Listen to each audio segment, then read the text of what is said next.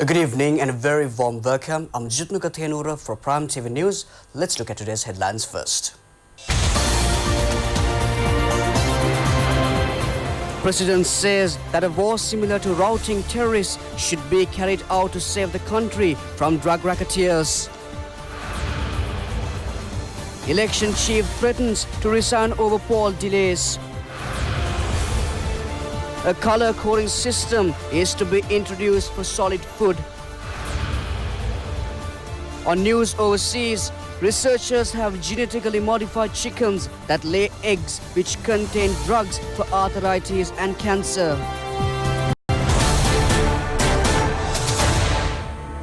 And now for news in detail. President Maithripala Sirisena has pointed out that a war similar to that battle waged to rout the brutal terrorists that plagued the country for 30 years had to be carried out to save the nation from the ruthless drug peddlers.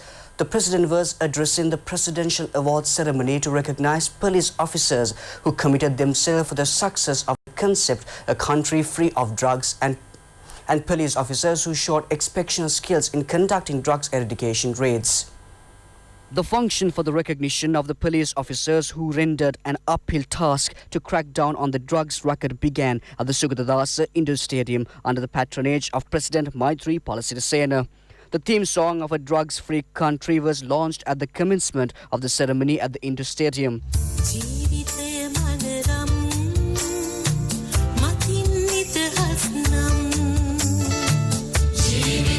The awards were presented under 3 categories. The Presidential Police Hero Medal was awarded to 15 police officers. 59 police officers were presented with police skill medals, and while the others were awarded with presidential recognition certificates.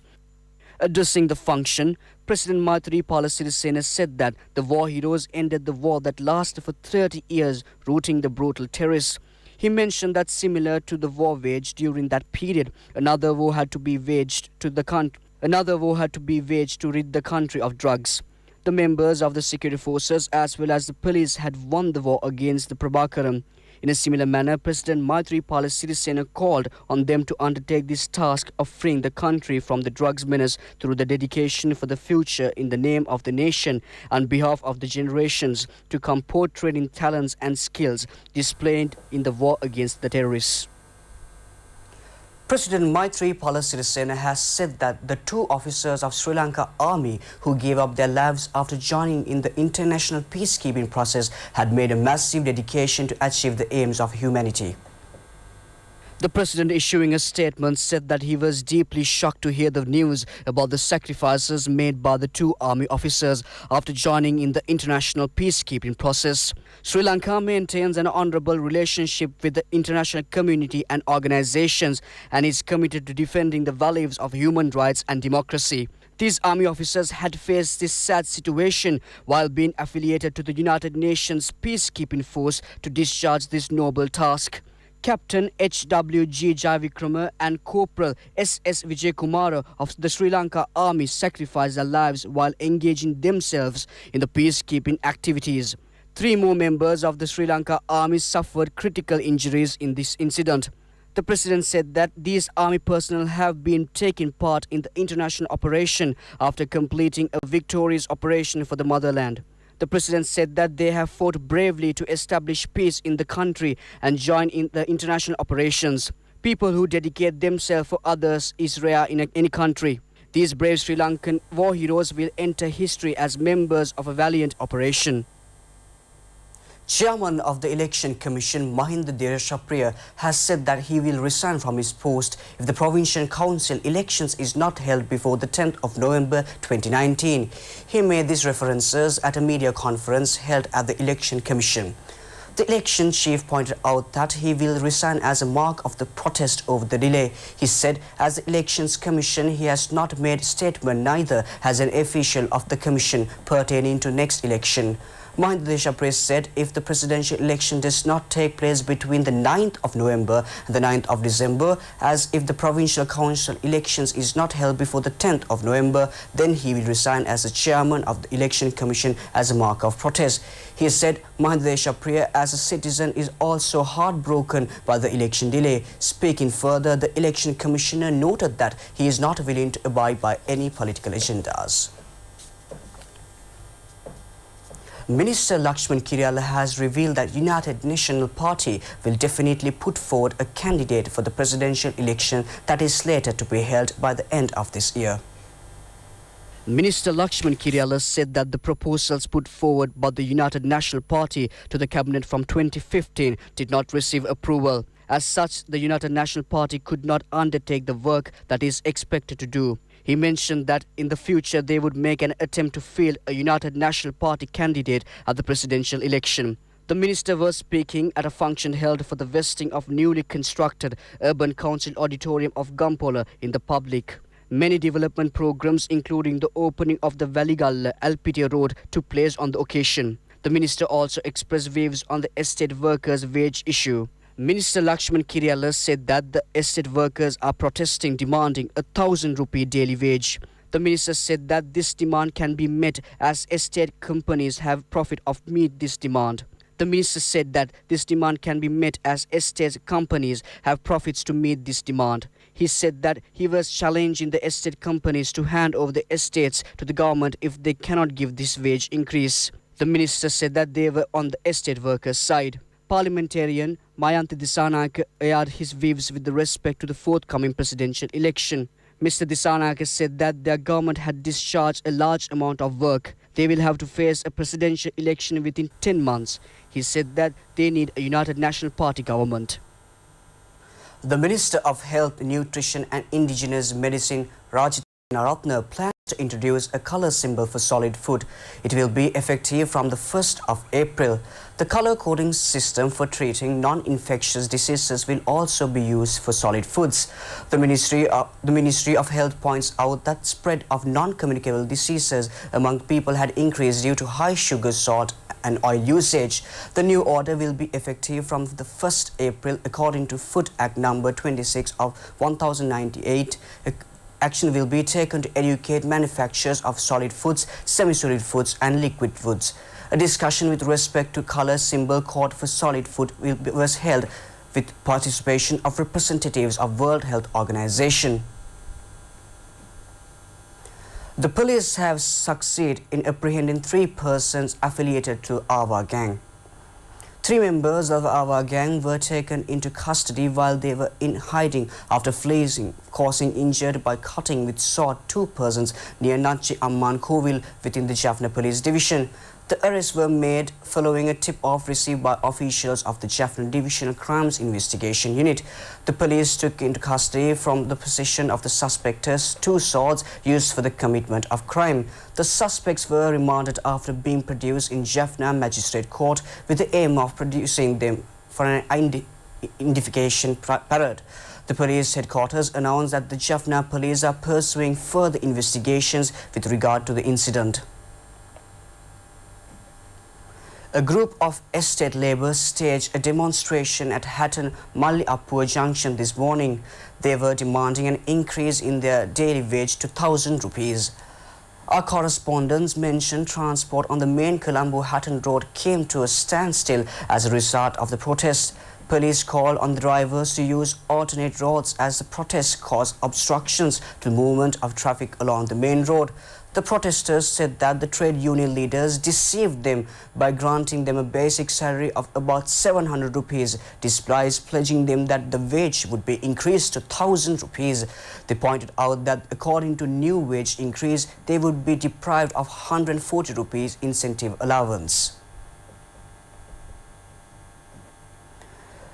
The Energy Champion 2019 competition was introduced today with the intention of encouraging the issue of renewable green energy. This competition is being launched for the 3rd occasion. It is being organized by the Ministry of Sri Lanka Power, Energy and Enterprises Development in collaboration with the German Federal Foreign Office. The Green Energy Champion competition was officially introduced at the German embassy. Minister Ravi Karnanayake and German Ambassador John Rod joined in the occasion. Speaking on the occasion, German Ambassador John Rod said that practical and creative solutions are necessary on behalf of a renewable green energy future.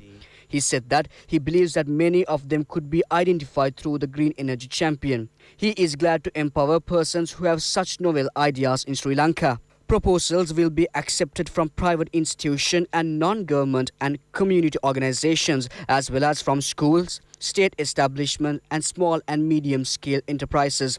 Applications will be entertained up to April 30th. Financial assistance to the tune of 4 million rupees is due to be awarded from June for the winners. Expressing his views on the occasion, Minister Ravi Karnanayake said that Sri Lanka too should introduce renewable energy with the intention of facing environmental challenges. This competition is being organized by the Sri Lanka Sunitya Energy Authority and the GIZ organization. GIZ Director Randa Koriranaarivelu also expressed views on the occasion. He said that by taking this competition to the people, it would be possible to create a significant occasion in the energy sector. By now, it has been possible to take it among a large group. Parliamentarian Vasudeva Nanakara has said that local mechanism should be used doing away with the use of agri-chemicals to control the Sena caterpillar. He was addressing a media conference organized by the Socialist People's Front in Colombo. Vasudeva Nanakara has said that an agriculture expert from Abilipitia has found a method to control the Sena caterpillar. Trials conducted by him has been successful in destroying this caterpillar. He has received a report sent this agriculture expert and it has been handed over the agriculture minister. But he said that it is sad to note that officials of the country are not prepared to use such successful methods. The parliamentarian said that it is not the duty of wildlife officials to look after elephants and wild animals. 4 persons, including head of Perpetual Treasuries Limited Arjun Aloysius and Chief Executive Officer Kasun Palisena, appears in court today based on notices issued on them. They are accused of providing distorted telephone conversations to the Presidential Commission that investigated into the central bank treasury bond scam. The suspect appeared before Colombo Chief Magistrate. The Criminal Investigation Department was granted permission to mark in the presence of the suspects the CDs that contained the telephone conversations were slated to be directed to the government analyst. The magistrate ordered the government analyst to provide an analysis report in this respect.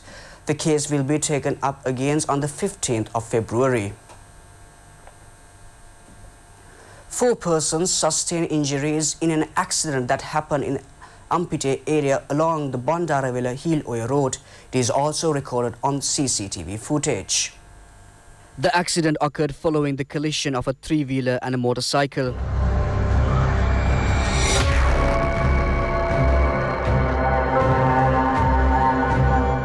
The injured were first admitted to the Bandaravela District Hospital and thereafter transferred to the Diathalawa Base Hospital. Sources emanating from the hospital said that the condition of the 2 youth who were on the motorbike and a woman who was travelling in the 3-wheeler is serious.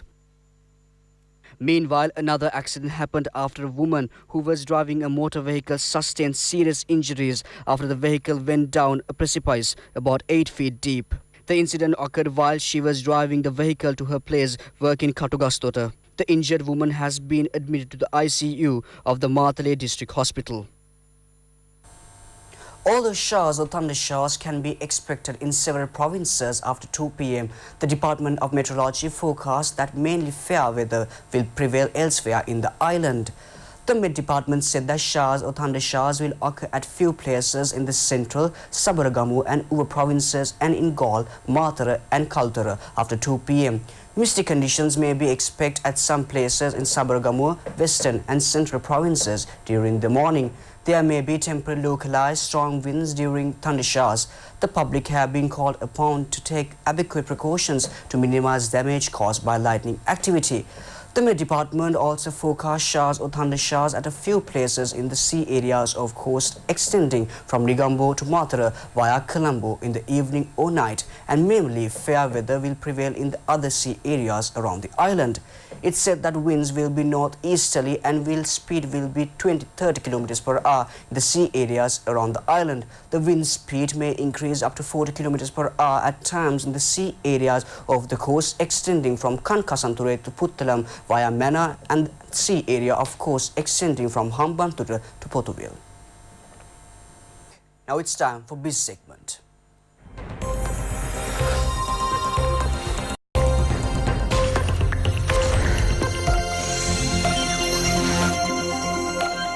The second international conference on the social entrepreneurship and social finance commenced in Colombo today.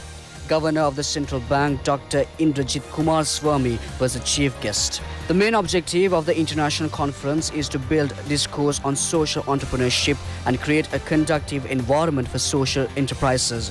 Arrangements have been made to continue with this conference tomorrow under the theme Social Entrepreneurship is the New Economic Mechanism for Social Development. Addressing the conference, Central Bank Governor Dr. Indrajit Kumar Swamy said that social enterprises play a major role as a force for economic and social development in many parts of the world. The Central Bank Governor said social enterprises are implemented in many ways. This can contribute to the development of the society and the women and the youth of the country. This contributes positively to the economic development of our country as well as to the social and environment. Social enterprises are playing a vital role in sustainable development in Sri Lanka.